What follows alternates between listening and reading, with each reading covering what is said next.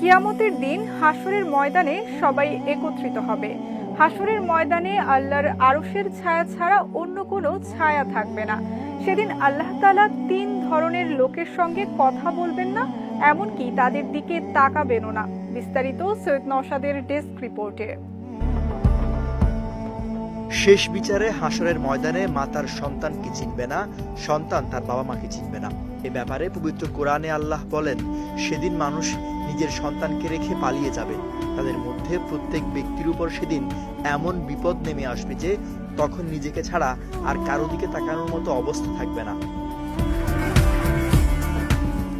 কিয়ামতের দিন আল্লাহ তাআলা ৩ ধরনের লোকের সাথে কথা বলবেন না, তাকাবেন না। হযরত আবু যর রাদিয়াল্লাহু তাআলা আনহু থেকে বর্ণিত, রাসূল সাল্লাল্লাহু আলাইহি ওয়াসাল্লাম বলেন, কিয়ামতের দিন আল্লাহ তাআলা ৩ ব্যক্তির সাথে কথা তো বলবেনই না, বরং তাদের দিকে তাকিয়েও দেখবেন না। এমনকি তিনি তাদের গুনাহ থেকে পবিত্র করবেন না, বরং তাদের জন্য রয়েছে কষ্টদায়ক শাস্তি। আমি জিজ্ঞেস করলাম, তারা কারা? নবীজি বলেন, যে ব্যক্তি টাকনোর নিচে ঝুলিয়ে কাপড় পরে, যে ব্যক্তি মিথ্যা কসম খেয়ে ব্যবসা পণ্য বিক্রি করে, এবং যে ব্যক্তি কারো উপকার করে আবার খোঁটা দেয়।